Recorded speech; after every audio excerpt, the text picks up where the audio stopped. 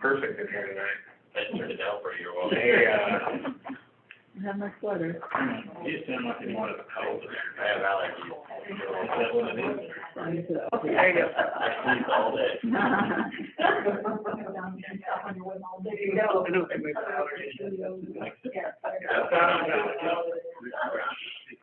Are we good, Brian? Okay. Okay. I'll call the October 4th, 2021 City Council meeting to order. Call the roll. John Hawkins? Here. Matt McKinney? Here. Brian Miller? Here. Logan Welch? Here. Call for motion to approve the agenda. So moved. Second. All those in favor say aye. Aye. Opposed, same sign. Pledge of allegiance. Pledge allegiance to the flag of the United States of America and to the republic for which it stands, one nation, under God, indivisible, with liberty and justice for all.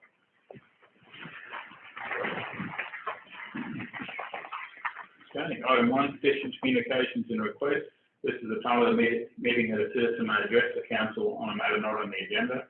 Except in case of emergency, the city council will not take any action at this meeting, but may ask city staff to research the matter or have the matter placed on the agenda for a future meeting.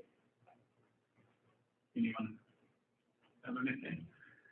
I want to remind us that it's Rotary Turkey Dinner this Sunday through Ridgewood Drive-Through, and you have to have your tickets purchased beforehand. So if you haven't got tickets yet, you're not only a Rotary member, and they still have plenty to sell. Anyone else? I wanted to ask. We had a citizen ask about side-by-sides crossing barriers, so I just wondered if there was an update on that we looked into. Yeah, I looked into it, and it's touched base with Zach on it. There was actually a legislative bill was working its way. It was last spring was working its way to the legislature. It was House Bill 245, I think. So that hasn't died yet, and we're waiting to see if that comes up. That would have impact at least on the county level, but it'll probably segue out to the local level regarding regulations impacting UTVs and alternative terrain vehicles. So adding restrictions potentially. Yeah. Well, eliminating cities and counties' ability to regulate is what I was going to do. So, all right. Okay, item 2, minutes and claims. The following items have been deemed non-controversial routine actions to be approved by the council in a single motion. If a council member or member of the audience wishes to have an item removed from this list, we can consider it as normal sequence on the agenda. A is minutes September 20th. B is a resolution on payroll for the period ending September 25th and paid on October 1st. And C is a resolution on bills and the fund list. Move to approve collectively. Second. All those in favour say aye. Aye. Opposed, same sign. Motion approved. Item A is a resolution on appointment to fill the vacancy of council seat for the city of Webster City, Iowa.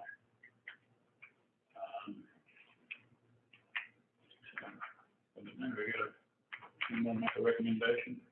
Well, we had 2 really good candidates that we just met with, and we were very impressed with both.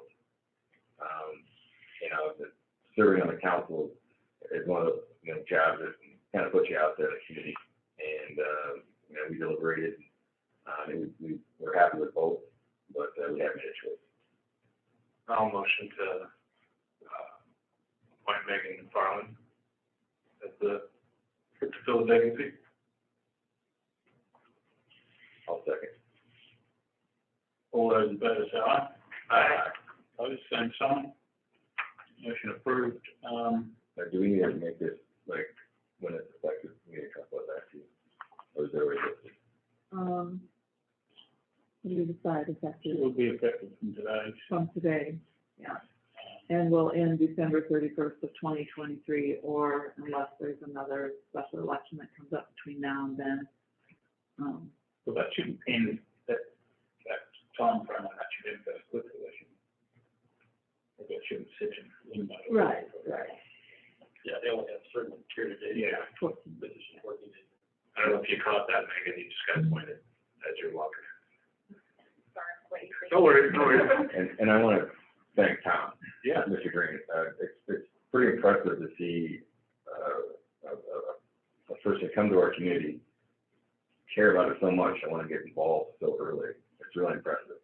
And I'm sure there's a place for you on our boards and commissions, and possibly even a place for you on the council in the future. So please keep up that passion, and I don't want to squash any of that tonight. So thank you. Yeah, very much.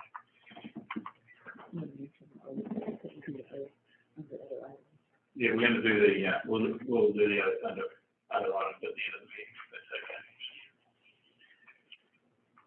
B is a presentation update from the Chamber of Commerce from Jen. Yeah, pretty powerful. You know, I'm looking forward to that. Yeah. We just wanted to come and kind of update you on what we've been doing in 2021. We've been very busy already.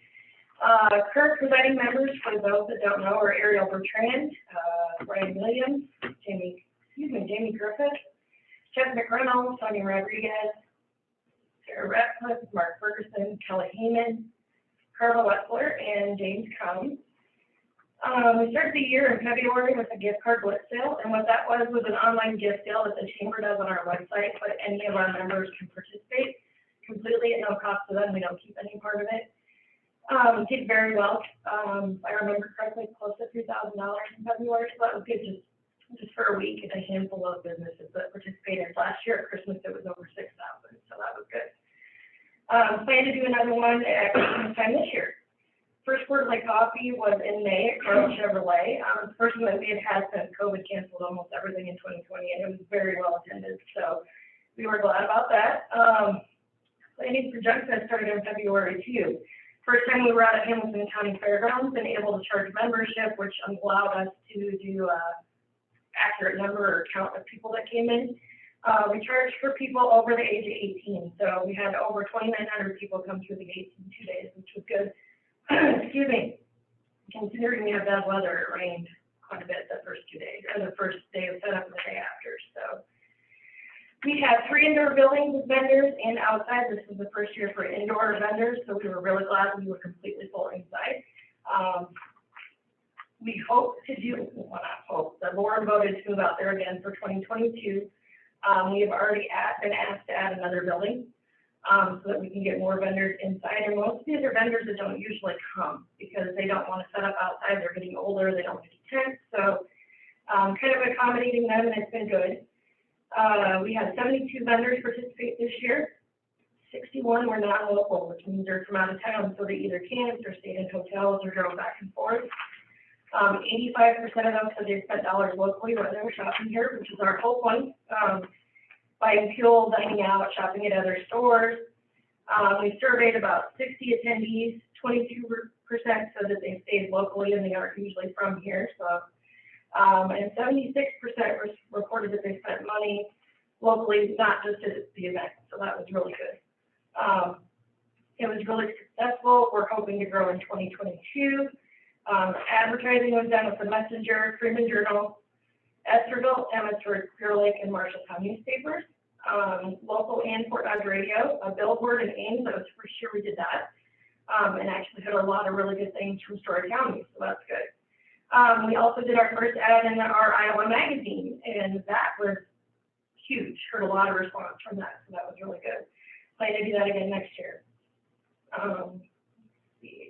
We did survey the vendors and attendees to see what they liked, if they wanted to be back downtown or out of the fairgrounds. We heard some people that wanted to be downtown, but the overall percentage was to be back at the fairgrounds. So we're going to try it for one more year and see how it goes after that. We recognize the need to keep your shopping at our local stores, especially downtown. So we did a coupon book this year at no cost to businesses to be in it. Any of our members were able to participate.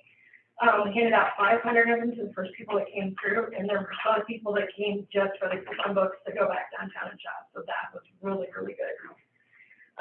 We are planning to do probably twice that next year, so 1,000 books.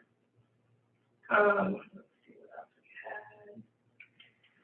Adding another building. Oh, this is really exciting. So everybody keeps calling the chamber and wanting a city-wide garage sale, and I know they've been calling City Hall too.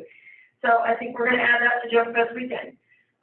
If we've already got people here, let's keep them in town shopping at garage sales and still keeping them downtown and eating to be more of a day event than just a one-day visit for them. So we're also looking at doing events during Joy Fest in the downtown area and the parks. We're not really sure what that's gonna look like yet. More maybe of a family zone at one of the parks. So kind of just starting to plan that for next year. We had our first Chamber of Tap event that we've ever had this year, and it was in June at Seneca Street Saloon. It was an after-hours event. It's a little small, but we're planning to host 2 of these a year. It helps the business that we're going into to eat. Just a chance for our members to get to talk. We've also discussed opening it up to non-members to get them in to see what we can do for them at the chamber. So golf outing was held again in June out of the links. We had 14 teams participate. Second quarterly coffee was at the Hamilton County Fairgrounds in July. We also did a sidewalk sale in July during the Hamilton County Fair.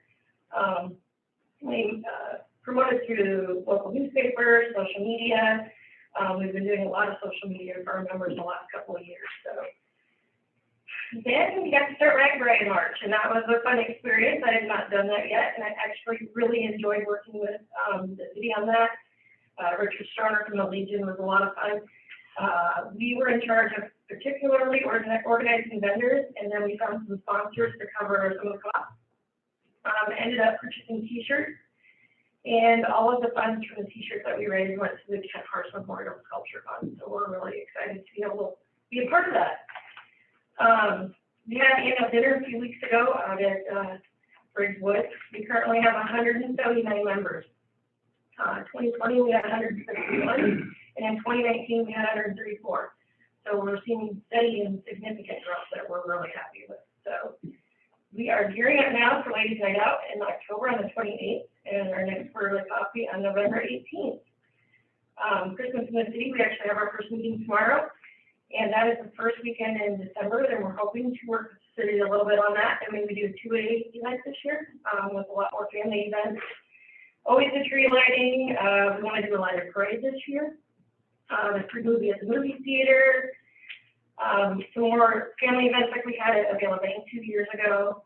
And I think we're working on some stuff going on at Wilson Brewer Park, so that's going to be kind of exciting too.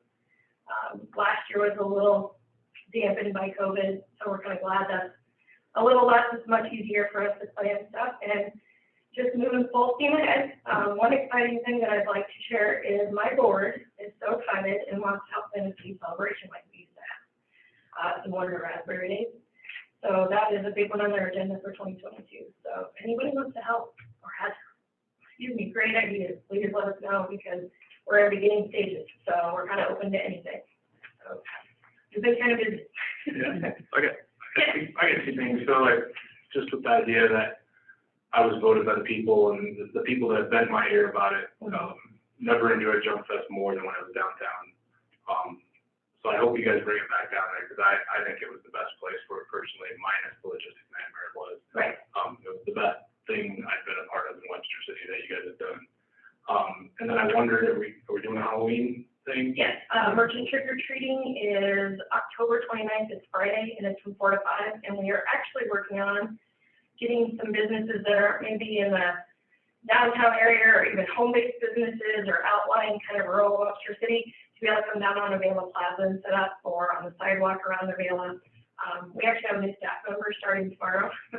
I've been without since July, so she's going to start. She's the new membership director, Candace Ruby. I know a lot of you guys probably know her. So that's her first project, is to start getting people lined up for that merchant trick-or-treating. So she'll reach out to the outlying. Yep, and we work with Jay quite a bit down in Jewel, so we'll even see if they want to participate and come into town. Some of them like to just because they're not typically a business that's maybe open on the night that we have trick-or-treating, and they like to be a part of that, so. I know there was some talk about potentially shutting Main Street down. Are we thinking about that? I was told it's a possibility. Candace has some really good ideas, so I'm kind of going to let her run with it. She even talked about a flash mob, so we'll see. I don't know what she's got up her sleeve, so she's very excited, got a lot of good ideas, so I'm happy to let her kind of take the ball and run with that one. So. Yeah. It's good to have updates from you guys again. Seems like it's back on the schedule now. It's actually, I was scheduled out for 6 months again already, so we're good. And you did very well. I know, I didn't want to do this. Yeah. I've done that Friday. You did really She'll be good. doing it next time. Nah, we won't do that. You guys can split it. She actually offered to come tonight. That's how much of a go-getter she is. She's like, I can go talk. We're good. So, thank you guys. Thank you. C is a resolution authorising adoption of policies and procedures regarding municipal securities disclosure. Exciting subject. I gave her a pass. This is really an administrative feature of regarding to all of our bonds and municipal plans and obligations of disclosing just general information that may be applicable. So the actual policy details some of the more specific items and legal jargon that's associated with items that have to be disclosed and items that may or may not be. Call for motion. So moved. Second. All those in favour say aye. Aye. Opposed, same sign. D is a resolution on approving a confidentiality agreement between Mid-American Energy Company and the City of Webster City regarding information concerning unit number 4, the George Neal Generating Station. This item, the confidentiality agreement, was something that NIMEC and the other municipalities have been working with Mid-American. They brought it to the group. Webster City, as well as other municipalities, are part owners of the George Neal Energy Center Unit 4. We own approximately 2.6%, or roughly about 17 megawatts. This dates back to 1974, the original agreement of national plant rental operation in 1979. And so that original agreement did not have a confidentiality clause that's fairly common in many of the agreements you have with wholesale supply agreements, power generation, transmission, things of that nature, given how a lot of both private electric co-ops and municipalities kind of operate that electric utility. So they want to conform to that process and bring that agreement up to date for virtue of this confidentiality agreements with the municipalities.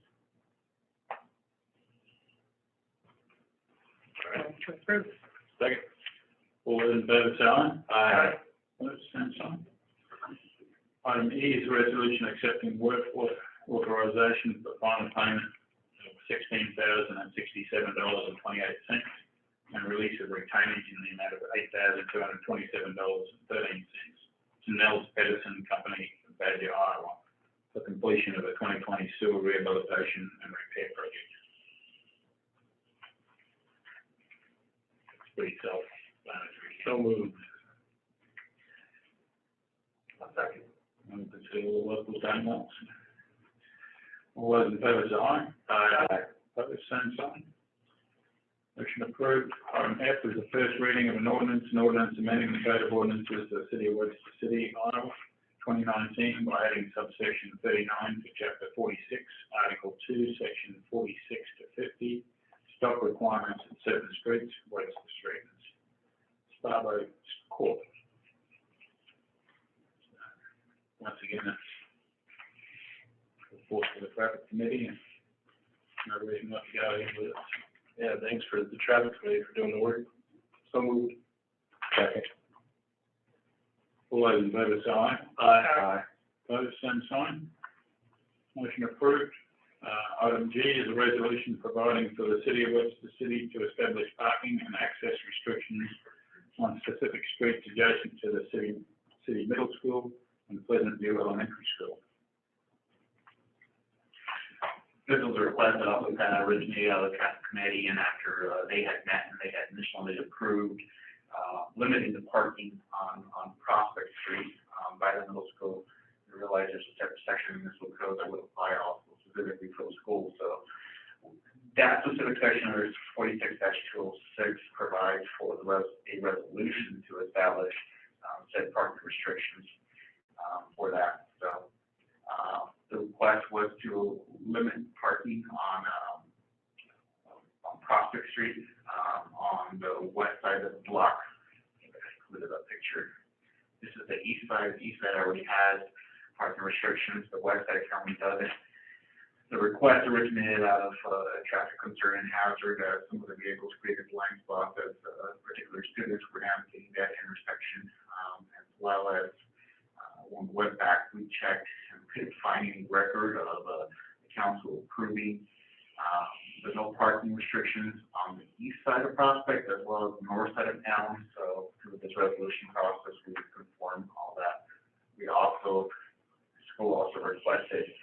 limiting parking on Wilson Avenue between the Bird Creek Bridge and Pleasant Avenue for the same concerns. As traffic is facilitated in and out of that parking drop-off zone, and eliminating other hazards and concerns related to backup, traffic congestion, and navigating in and out of those vehicles. So the Prospect one on the west side, so it will be no parking at all or during certain hours? So the resolution provides for designating specific days and times. And that's interesting enough on Elm Street. Elm Street provides for, I don't know if I cleared the picture, but Elm Street provides for a time period for that. I think it's hard if you're if you live on that street, Right. And you got, a couple teenagers or cars, you might need that street sometimes.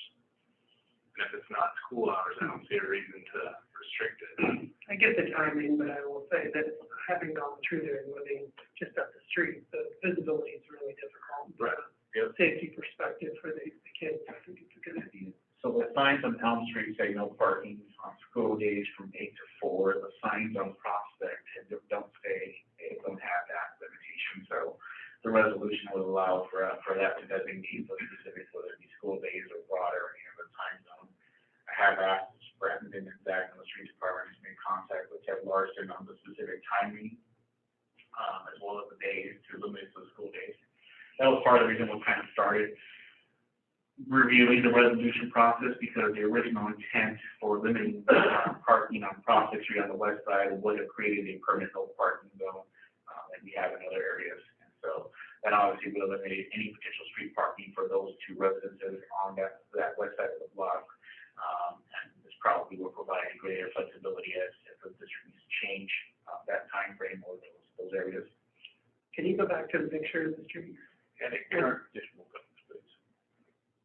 Was there any discussion in the traffic committee of extending that a little further north? I know at times there's cars parked almost to the sidewalk, once you get the picture up there. So you've got the, You mean on the the west one side? with the yellow lines on it, so you can see it.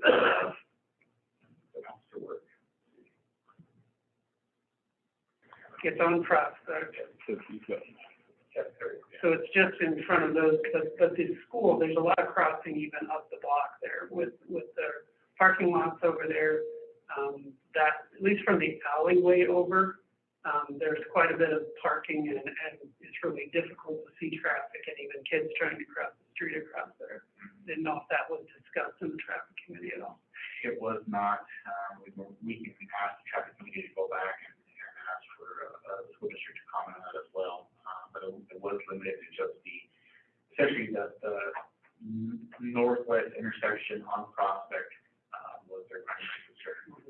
And I think it was primarily just, I'm guessing, the bus barn is there, and that bus scramble is there, so they just have much more staff visibly aware of that. I don't know that they have staff that monitors this intersection as well as they do on Elm Street.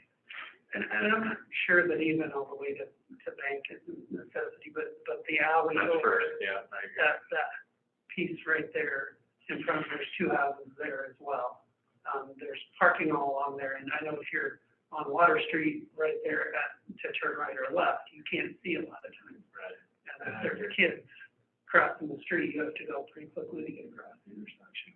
Well, this is by resolution, so if you'd like to incorporate that into the resolution, you sure can. I think if it has those school hours, I'm okay with it. Yeah. I don't wanna take parking away from the residents on a Saturday. But if it has the school hours in there, I'm okay with extending that and going that route. The other one, the one escaping me, Pleasant View, that's a no-brainer. I don't think anybody ever parked there anyway. That's the current language proposed in the resolution, so you can define, you can change to Prospect Street up to whichever. I would make a motion to adopt this resolution with the extension. Because that one affects that apartment, and they park there too, so that'd be perfect. So just to put in perspective, this will draw a line for.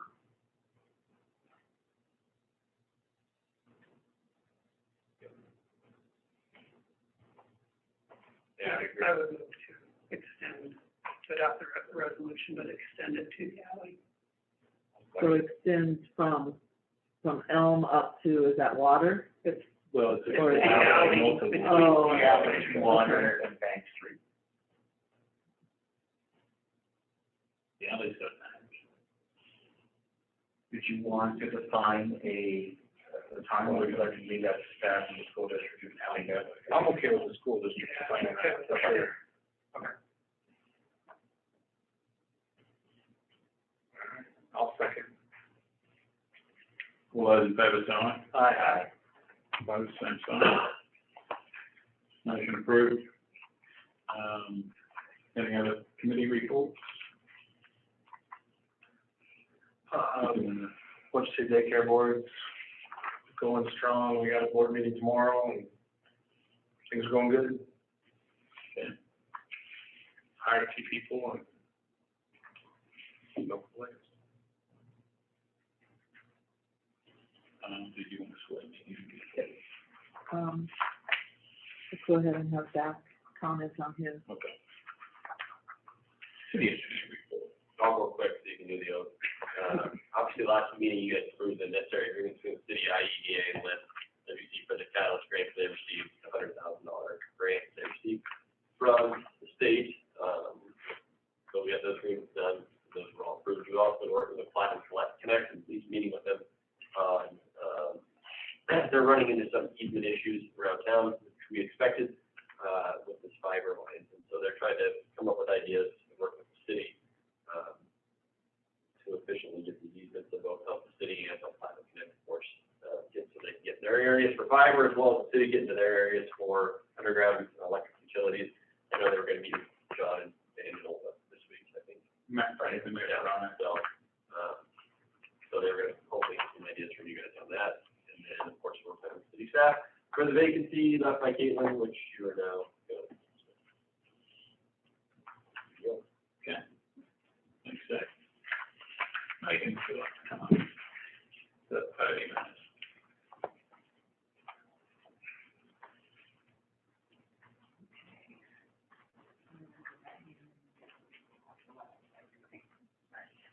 I, Megan McFarland. I, Megan McFarland. Do solemnly swear. Do solemnly swear. That I will support the Constitution. That I will support the Constitution of the United States. The United States. And the Constitution. And the Constitution of the State of Iowa. Of the State of Iowa. And that I will faithfully. And impartially. To the best of my ability. To the best of my ability. Discharge all the duties. Of the office of City Council.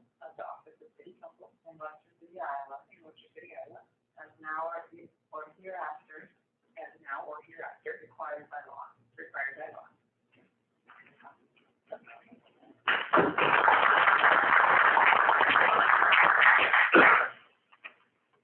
See you in a few weeks. Okay.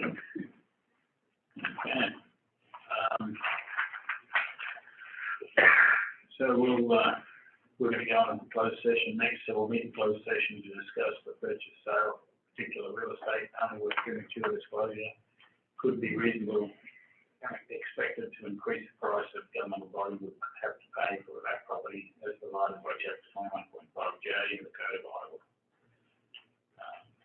Move to go to close. Second. All those in favor, say aye. Aye. Opposed, same sign. We'll have a 5-minute recess. Thanks, everybody.